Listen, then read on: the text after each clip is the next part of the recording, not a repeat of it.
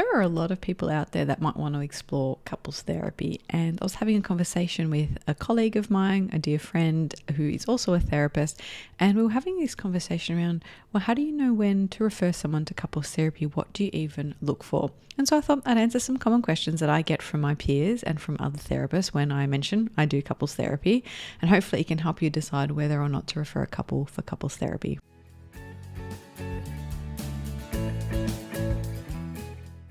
As therapists, psychologists, counselors, whatever your mental health background is, you might be working one-on-one with someone and you're like, I don't know if they need individual therapy or couples therapy. So you're the first point of contact for a lot of people, and it's okay not to know everything. And it's also really helpful to know some of the different ways that you can help someone, even if that's not something you can do yourself. So when should you refer to couples therapy? Some people know from the start that they need support within their relationship. You might hear things like them saying, my partner never listens to me, or they just don't understand my perspective, or we're always in conflict. And they are signs that that might be something in the relationship that can be improved better in couples therapy than on one-on-one or individual work. And sometimes people really can't see things from their partner's perspective, or they don't feel that their partner hears them, understands them, validates them, and they might use tools to get that fixed or to try and connect that are actually counterproductive to what they want. So instead of saying it's like, hey babe, I don't feel heard right now, I'd love to really spend some more time together, they might say something like, you never listen to me, you're always on your phone, things like that. And that's really hard in individual therapy to get an understanding of, because you're only seeing it from that person's point of view. So they might be saying, my partner doesn't want to spend time with me, I've tried everything, no matter how I ask, they always ignore me. But they might be asking in a way that's actually really critical or very aggressive, and it might mean their partner stonewalls or feels attacked, or it kind of creates conflict. So being able to have the couple in the space together to unpack some of those things is really, really helpful. Here are 6 key questions that you can use to gauge if your client would be suitable or might benefit from couples therapy. Number 1, how does your partner feel about the issue you're facing? Understanding their partner's perspective can actually be really insightful and can bring a lot of rich information into that session. If their first comment is, well, I haven't spoken to my partner about it, or they don't care, or they don't know, that could be a sign that they might need some help in communicating that. Or if they both recognize that this is an area that we're both struggling with, rather than it being around blame and attack, couples therapy might be a really good option for them. Have you discussed your concerns with your partner, and what was their response? This question can help you understand some of the dynamics at play within that relationship, and it can help you to see if the client is able to bring those topics to their partner.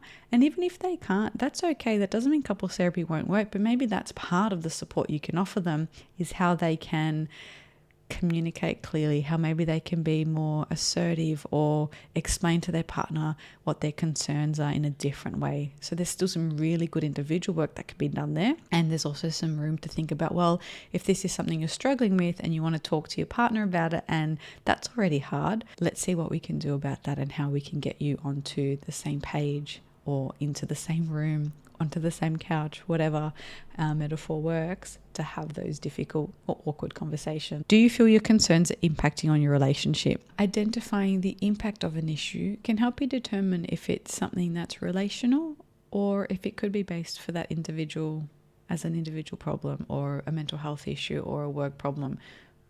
That doesn't mean that it doesn't impact the relationship as well, because even if the relationship's feeling really good, when one partner's struggling, it's very hard not to bring that into the relationship. So sometimes couples therapy can still be really helpful, even if it's a problem that the individual is facing themselves. So think about a work issue, or even a health scare, or a chronic condition. All of those things might be up to the individual to try and understand and make sense of, and they also impact the relationship. So that's a bit of a question to ask them as well, around, do you feel that your concerns are impacting your relationship? And I would ask this anyway, being family therapy trained in thinking about the system. I really like to think about what is happening for an individual, what struggles or challenges they're facing impacts the system, and how the system can support them. And that might be a whole family, that might be a parent, a couple, there's a number of people that we think about for that, but it's very important to check in with your clients how what they're going through is impacting the relationship. Are there any changes you would like to see in your relationship? If so, what are they?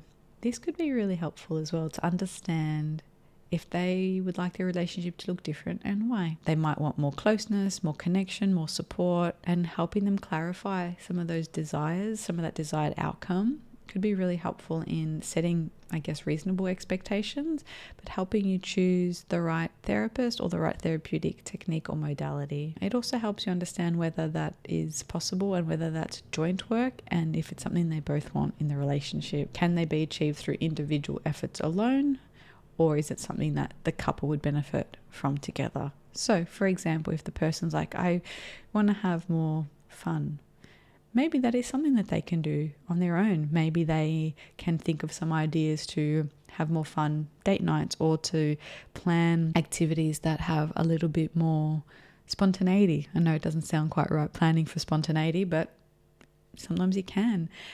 Maybe there are some things that they can do individually that meets those needs within the relationship, or maybe it's something that the relationship itself could benefit from some work in couples therapy. Do you often find yourself stuck in the same arguments without any resolution? This can help you, I guess, understand if they are reoccurring patterns of conflict or communication. And now some couples say they have no conflict. That's not necessarily a great sign either. It might mean that they're sweeping things under the rug. They're both conflict avoided. So they might not be having some of these robust conversations, setting boundaries, having expectations of each other. So that's not necessarily a good sign. The absence of conflict is not what we want. Two brains in a relationship are bound to have some conflict. It's normal, natural, healthy. How they're having that conflict, are there repeated patterns that they're falling into, are there particular issues they're getting stuck over?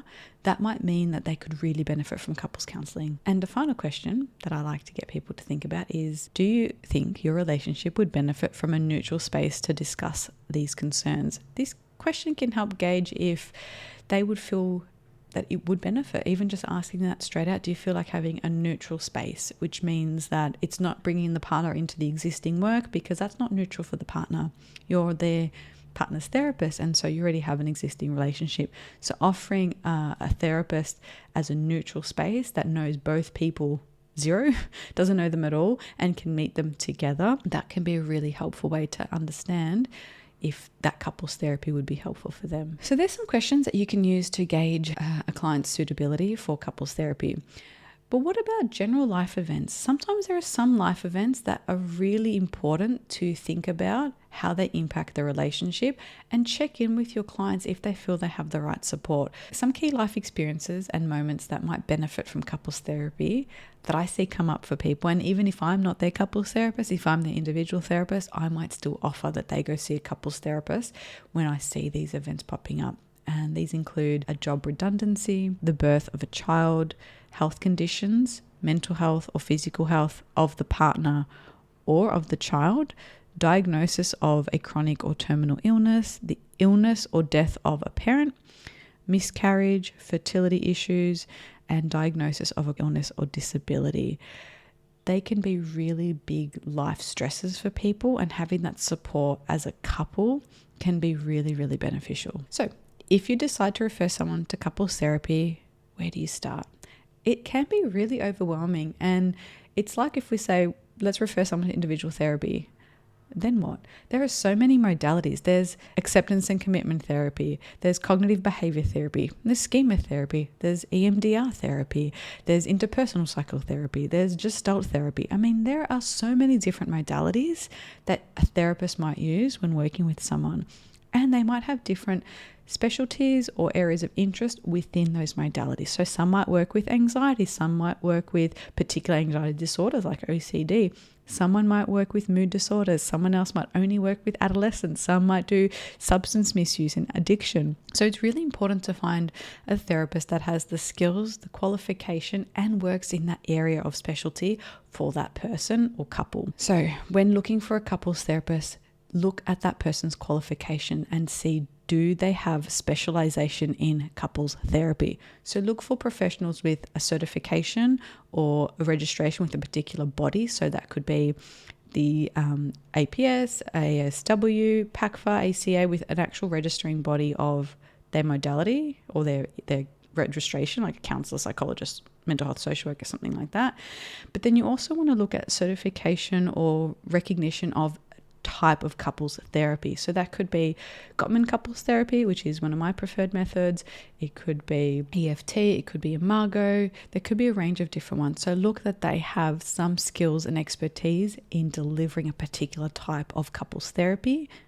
You can ask them what's their approach or philosophy, and that might be broader things like values, beliefs, religious affiliations. They might have some things that they want to focus more on. It could be in post-affair training or infidelity. It could be with early parenting. There could be a range of different things. So ask them about their philosophy and how they meet the needs of their clients. So this could also be that they might focus on communication skills. They might focus on attachment. They might have specific areas that they like to focus on, and knowing how they work and what areas they focus on can help you decide if they're going to be suitable for your client and their partner. And one of the questions I like to consider is, are they culturally sensitive and inclusive? So if your client belongs to a minority group or has a sexual orientation that means that they want someone from their community, or they want an ally, or they want someone who understands the unique nature of a group that they belong to, that could be whether they're into kink, whether they have an open relationship,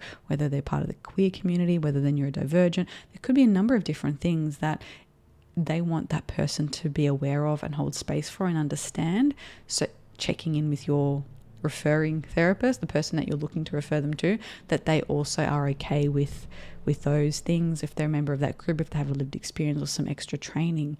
So that's also really important to find the right fit in terms of understanding that person's lived experience and what they bring into the therapy room. Referring a couple to couples therapy is not a decision that should be taken lightly, but it can be a really, really helpful thing. And I mean, I'm a couples therapist. I think everybody can benefit from couples therapy. The skills that you learn about you yourself, how you communicate, how your partner communicates, what you get wrong, what you misunderstand, how you're misunderstood. All of these are really, really helpful skills, and I wish we kind of all learned them. Anyway, I know every time I run a training or I do a workshop, I learn something, and I've been doing this for a while now, and I still learn something new about myself, my partner, how we communicate, or even how I've observed other couples and how I was parented even. I can see so much more when I look back on those things. So I think everybody can benefit from couples therapy. I like to run a very kind of structured Gottman couples therapy approach. So I recommend looking for a Gottman couples therapist if that's something that you think is suitable for your clients. Looking for someone who's level 3 trained or on their certification track or certified will mean that you've had someone that's gone through all that different training. And if you're looking for someone who's certified, I'm on my process to becoming certified. It means they've also done training in treating affairs and trauma and working with substance misuse, as well as the 3 levels of the Gottman training. So it's quite a robust training program, and it has a really great assessment process, which is what I love most about it. It helps us look at what's happening for a couple individually, looking at their mental health, their own relationship with themselves, their family, the family of origin, their upbringing, the history of the relationship, and then it does a really comprehensive online questionnaire as well as an in-person interview around what's happening for that couple right now. And then we come up with a bit of a shared plan on how to meet some of their goals and what they're hoping to get out of the session. So hopefully you found that helpful. I'll pop a link below to a blog post that I've written that has some of those questions in it as well for you to reflect on. And happy therapy. Happy therapizing therapy. You know what I mean. Have a great day.